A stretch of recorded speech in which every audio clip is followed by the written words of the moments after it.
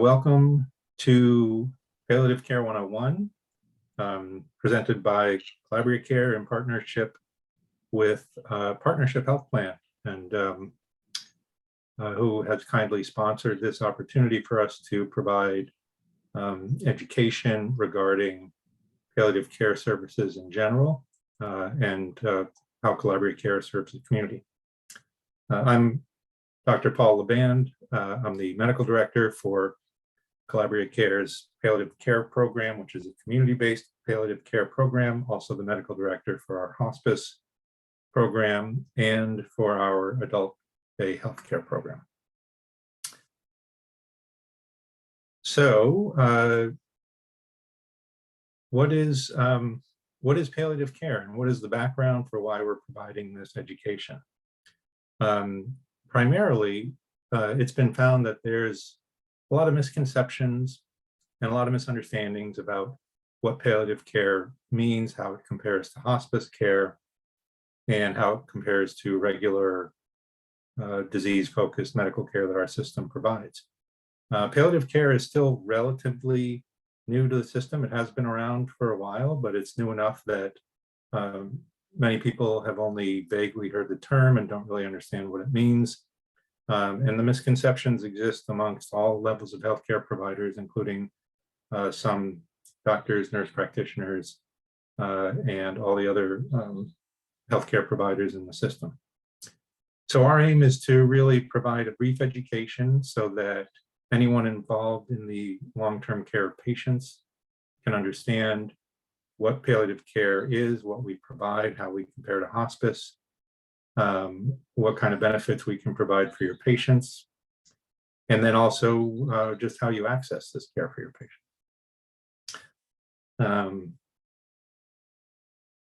So palliative care is really a consultative service.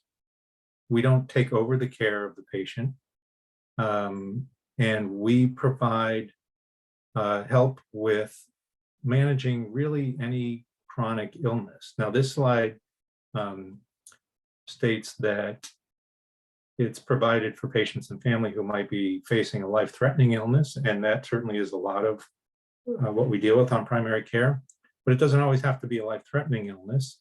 Really, palliative care is appropriate for any patient who's facing any sort of chronic illness that may go through phases of mild disease or exacerbations of worse disease, and may have different treatment options associated with it, and may have complex groups of symptoms associated with the disease. One of the major driving forces for the development of palliative care as a specialty came from the fact that patients, nurses, all the other caregivers in the system, and even doctors were becoming cognizant of the fact that our healthcare system is very fast-paced.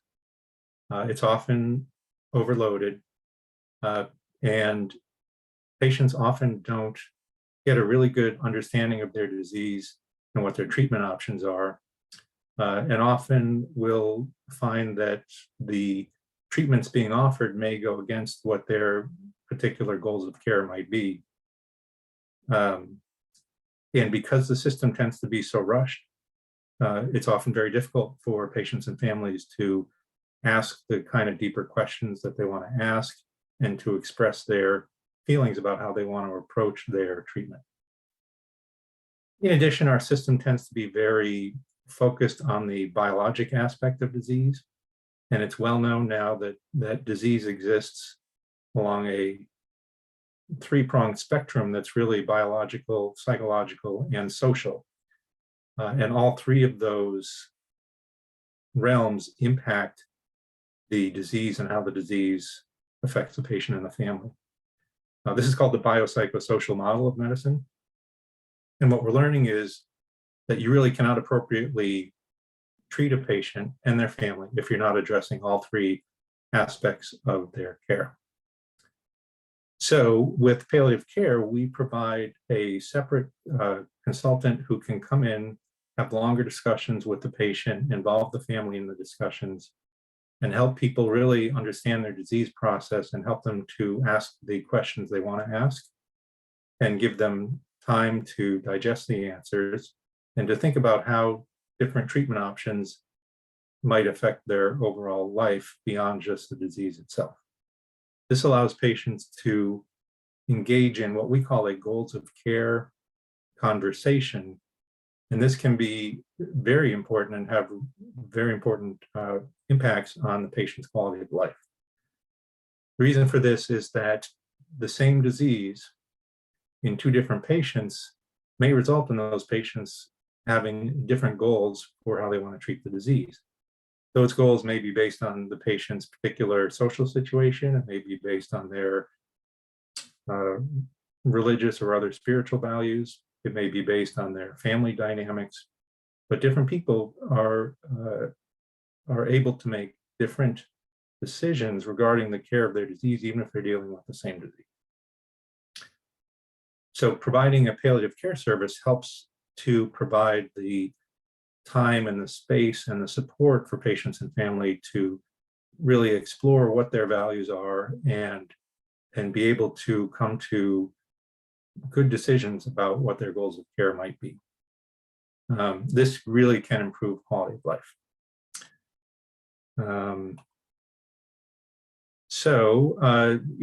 The next question that often comes up is, how is palliative care different from hospice care?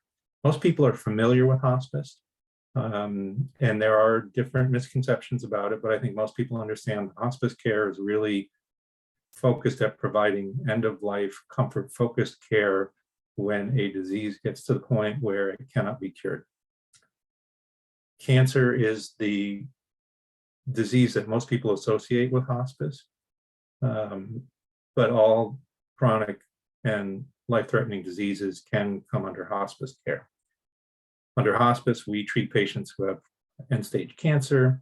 We treat patients who have end-stage heart disease, end-stage kidney failure, liver failure, Alzheimer's and other dementias, and even several other diseases that you may never have heard of. But basically, the point of hospice care is to provide comfort-focused care when a terminal illness reaches the point where active medical treatment is more likely to provide harm than benefit to the patient. This allows the patient to be able to stay in their home or their care setting wherever they are, which may be an assisted living facility or a long-term nursing facility, or even sometimes a skilled nursing facility. It allows the patient to avoid having to go to the emergency room for any symptom management, keeps them comfortable in their place of residence. And not only that, but it also provides support for the patient's family in the form of social workers and spiritual care specialists, so that the patient and the family are supported throughout the process. Symptoms are aggressively managed so that patients do not have to experience fear or severe pain at the end of life. And following the passing of the patient, hospice also provides ongoing grief support and grief counseling for family members.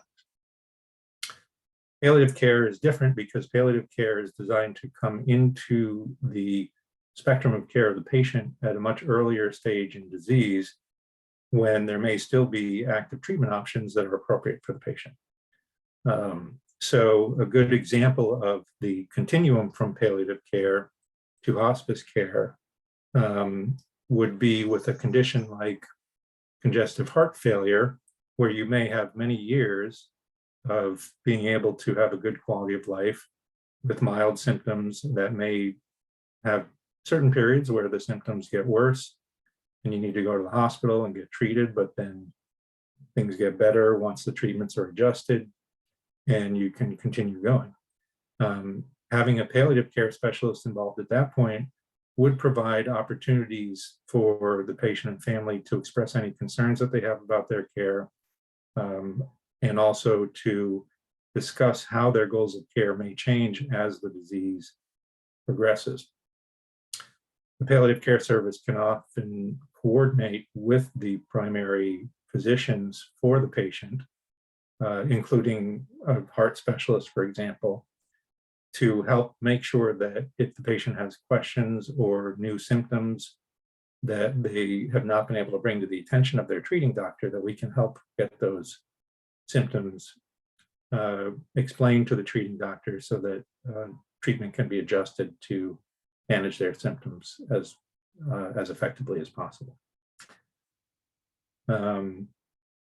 The palliative care service is structured, leave the next slide, is structured really around the patient and their treating doctors. So as I said before, we're a consultative service. We don't want to take over the care of the patient. We don't want to get in between the patient and their primary care doctor or their specialist, who they probably have a long-term and very good relationship with. Our goal is to provide the consultative service, help educate the patients, and help communicate back with the treating doctors so the treating doctors can have a more complete picture of the patient's symptoms and goals of care and values and family dynamics, which will help improve their care overall. So typically the patient will be seen initially by a nurse practitioner who runs the palliative care service, and the nurse practitioner will discuss the care with the medical director. And if any recommendations come out of that, those recommendations are then communicated back to the treating doctors. And it's really up to the treating doctors to make the ultimate decision. Following consultation, there is a registered nurse on the team who does a lot of the coordination of care and stays in touch with the patient and the family to check in periodically, see how things are going, and to be available if the patient or family have any questions that arise regarding their treatment plan. And then there are additional services that can be provided on an as-needed basis. Currently, Collabria has a social worker who is available to help with issues around coordination of care. Sometimes it can be very challenging for patients and families to navigate the system if they have to move from, say, a home care setting into an assisted living or a long-term nursing care facility, and our social worker can help them navigate that. We also have a community health worker who is bilingual and bicultural, and she's available to help with our Spanish-speaking and Latinx patients and families. It helps to really bridge the gap of understanding that can arise when there are language and cultural differences between the patient or the patient's family and the providers providing their care.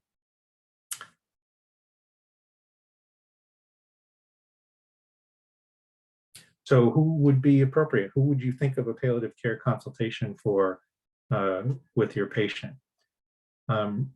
Really, the way I think of it is anytime someone's living with a chronic disease that's not necessarily curable, but may still be treatable, any disease that may result in periods where they have exacerbation of symptoms from the disease that might require hospital treatment or emergency room visits, you can order a palliative care consultation on a patient who's full code and who wants to go to the hospital if they have an exacerbation of their condition, and we can help manage them through that. Common conditions that we see that would trigger a palliative care consultation would, of course, be cancer, especially in the earlier stages, anyone living with chronic heart disease, such as heart failure or heart valve disease. Dementia is often a disease that will benefit from palliative care consultation, especially in the earlier stages when the patient is able to remain at home or in an assisted living facility, but just needs a little bit of extra level of support for the patient and the family. The important thing to remember is you can get a palliative care consultation even when the patient wants to continue active treatment for their disease. They may want to be full code, they may want to go to the emergency room or be admitted to the hospital, and we will support them through that whole process. What are the mechanics for getting a palliative care consultation? Usually it's ordered through the patient's primary care provider, or it can be ordered through their specialty provider. At the end of the presentation, we have a slide that has the phone number for Collabria Care. And the quickest way to arrange a consultation is to call the main number, speak with our intake staff, let us know who the patient's primary care physician is, And if the primary care physician or the specialty physician has not ordered the consultation, but the patient or family is interested in it, we can reach out to their primary care or specialty provider and send them the appropriate paperwork to initiate the consultation.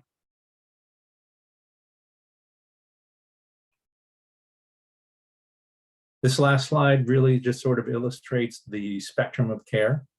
Because we are dealing with chronic illnesses, these are illnesses that patients may have for many years, in some cases decades, that they learn to live with, and that they go through various stages of treatment and disease progression as time goes on and the disease progresses.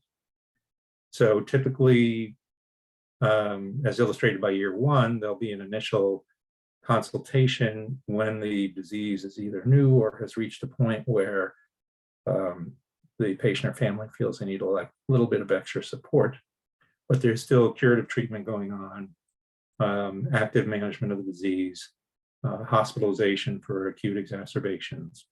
And so palliative care can stick with the patient for, in this case, it looks like it's only a little over a year, but we've stuck with patients for many years, sometimes depending on their situation. And we provide support for the caregivers as well. And then as things progress, the palliative care service can help the patient and family to navigate those decisions around when it might be time to think about cutting back on the aggressive curative treatments, focusing more on comfort-focused care as the disease gets to its final stages. And we can help guide them through those decisions for when hospice might be appropriate, and then help coordinate the transition from palliative care to hospice, which still provides caregiver support. And then towards the end, the hospice also provides grief support for the patient and family as they go through the end stages of their disease. That's about all I can think of to say about this topic. We are open for questions. If anyone has questions about this service, you can call. This last slide has our website where there is some information, and of course our main number, where we have sometimes had patients call with questions, and we can get back to them about that. Or if you want to request a consultation, this is the phone number to call, and we'll help to arrange it. I hope this provided some help in terms of understanding what palliative care is, who might be appropriate for it, how you go about ordering it, and how is it different from hospice, which people tend to be more familiar with. Again, I want to thank Partnership Health Plan for providing the sponsorship for this education series. We're grateful for their support, and we look forward to seeing your patients and helping support them in their spectrum of care.